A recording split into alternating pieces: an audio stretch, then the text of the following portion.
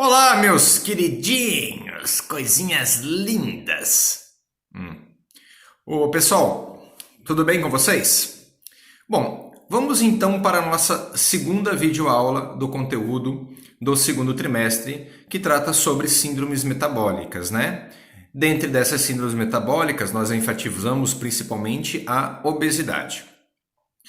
Lembrem-se que todo o conteúdo que eu vou postar para vocês é o conteúdo referente ao ano curricular de 2020, ou seja, como o Estado permitiu que nós pudéssemos utilizar a nossa linha metodológica, nós vamos continuar para a disciplina de Educação Física, utilizando a linha metodológica que eu já havia programado para vocês, junto à equipe educacional do colégio, tá bom? Então eu vou passar para vocês essas atividades também no decorrer, né? Vou passar algumas atividades e elas aqui vão contar como um processo avaliativo para vocês aí, tudo bem? Então não se esqueçam disso, tá? Bom, em relação ao conteúdo que nós estamos estudando, nós discutimos um pouco na primeira videoaula, na videoaula introdutória, sobre o que são síndromes metabólicas, né? Falamos que essas síndromes metabólicas são alterações do metabolismo humano que estão relacionadas, seja elas a mudança do comportamento social, a mudança do comportamento alimentar e outras influências socioculturais que estão relacionadas ao processo fisiológico, né? Ou seja, o funcionamento do organismo humano. Dentre elas, nós citamos a obesidade, a diabetes, né, entre inúmeras outras doenças que estão relacionadas às síndromes metabólicas, como as dislipidemias, entre outras. Bom, conversamos também na primeira videoaula sobre as definições, para vocês entenderem um pouquinho melhor como que a gente caracteriza, né, obesidade, sobrepeso. Bom, nós vamos retomar esse conteúdo um pouco mais à frente. Mas para a gente conversar sobre as questões relacionadas à obesidade, ou seja, as síndromes metabólicas com foco na obesidade, que é um dos grandes problemas de saúde pública hoje no mundo, a gente vai conversar um pouquinho sobre essas características da doença. Bom, nós já entendemos então que a doença, a obesidade, ela é caracterizada pelo acúmulo excessivo de tecido adiposo, ou seja, de gordura. Não é toda pessoa que apresenta um peso acima do normal ou uma concentração de tecido adiposo acima do normal que é caracterizada como obeso. Existe então uma tabela que nós chamamos de IMC, o Índice de Massa Corporal, que identifica padrões acima do considerado normais e que começam a ser classificados como obesidade, né? Esse IMC vai da desnutrição ao peso normal, ao sobrepeso, até aos índices de obesidade, que pode, dependendo do tipo da tabela, utilizar entre estágio 1, 2 e 3, e às vezes até o 4, que é o tipo de obesidade mórbida, né, para classificar o indivíduo quais as características da doença que esse indivíduo já atingiu. Muito bem. Em relação à ideia de o porquê a obesidade assusta tanto hoje. Bom, primeiro que a obesidade é uma epidemia. A obesidade hoje é caracterizada como uma enfermidade, uma doença, não transmissível, mas epidêmica, porque ela já praticamente está contaminando o mundo inteiro. Devido a alguns fatores fundamentais, como por exemplo a mudança do comportamento sociocultural, a mudança do comportamento nutricional e aspectos que influenciam a vida no decorrer do processo, influenciam a vida da gente no cotidiano, fazendo a gente mudar os comportamentos que antes eram comportamentos aceitáveis, que se tinha tempo para se fazer, como as alimentações em casa, né? Uma alimentação mais cuidada, e que basicamente mudou-se totalmente. Vamos discutir um pouquinho então esses aspectos sociais. Antes disso, vamos lembrar que a obesidade é uma das doenças então hoje que não pela sua característica específica, mas pelas suas comorbidades, ou seja, doenças associadas à obesidade, mais mata no mundo, tá? Quando a gente fala de obesidade, então, a gente não pensa só na relação do aspecto do tecido adiposo, da gordura como problema, não. É da consequência que esse excesso de peso leva a todo o organismo sistêmico, como alterações da pressão arterial, alterações do funcionamento vascular, entre outras alterações que levam às comorbidades que nós conhecemos, né? Bom, vamos pensar então qual é a influência do comportamento em relação à obesidade. Primeira coisa a gente tem que pensar é que a gente vive num mundo que apresenta características de nível global hoje, né? Ou seja, a globalização, o neoliberalismo chegam também no processo das questões nutricionais alimentares, que era algo muito comum e típico, né, de uma população específica. Quando essas novas informações, essa nova modificação do processo alimentar chega a essas culturas, Poucas estão adaptadas organicamente e sem adaptação intelectual de como se alimentar com esses alimentos.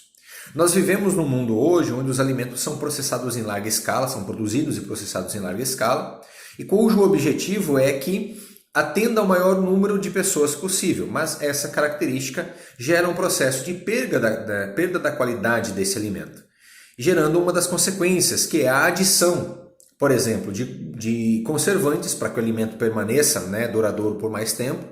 E geralmente a adição desses conservantes está ligado ou ao aumento da quantidade de açúcar, aumento da quantidade de sal, aumento da quantidade de gordura, ou então os conservantes químicos também.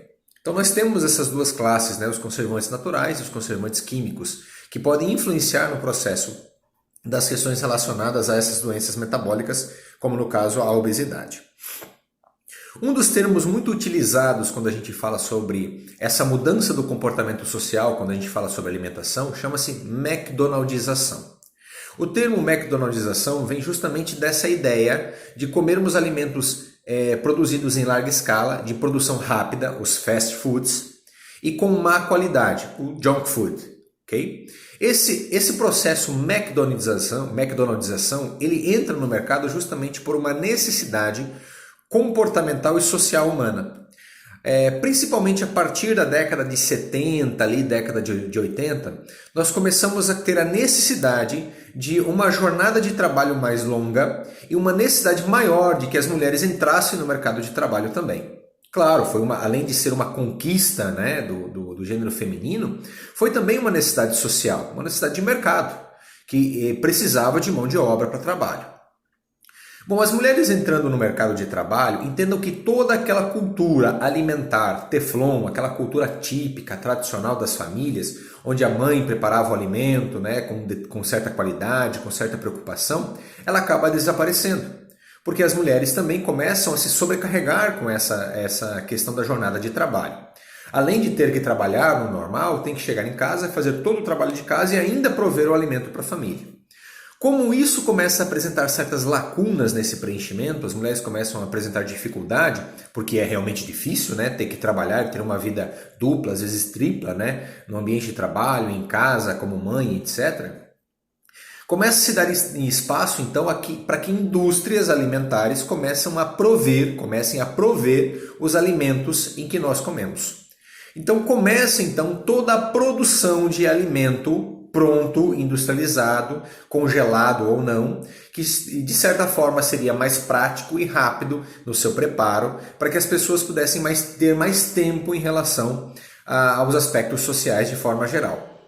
Essa mudança do comportamento, essa entrada da indústria no ambiente, ou seja, no âmago familiar, modificando a cultura alimentar das pessoas, gera uma consequência. Uma vez que a indústria produzindo em larga escala não tem como produzir com grande qualidade e com um produto que não tenha conservante, porque ela precisa que esse produto possa ficar ali conservado, congelado, ou até mesmo sem estar congelado por um tempo maior, para que as pessoas vão lá no mercado, adquiram, comprem ele, deixem em casa por um tempo específico que elas achem necessário até que seja usado. Então esses alimentos começam a se modificar, a uma mudança do comportamento alimentar, que está associada a uma mudança do comportamento social humano, que é justamente a entrada da mulher no mercado de trabalho com maior eficácia, com maior efetividade. Esse comportamento muda as relações de como entendemos o alimento. Muda também a percepção de mundo que nós temos sobre o alimento, sobre o preparo do alimento. Vem a transformar de uma forma clássica o comportamento humano. Beleza? Gravem então esses termos que nós falamos hoje. Aspectos relacionados à doença, aspectos epidêmicos da doença, que hoje atingem o mundo inteiro praticamente, e as relações que estão ligadas à influência do comportamento, como a globalização, que influenciou o comportamento humano, o aspecto neoliberal que permitiu a entrada dessas empresas, modificando, principalmente empresas do ramo alimentício, que modificou o comportamento alimentar, e essa necessidade de entrada no mercado de trabalho que muda a rotina familiar, que nós damos o nome de McDonaldização, onde tanto a entrada da mulher no mercado de trabalho como a modificação do aspecto nutricional doméstico está relacionada. Tudo bem?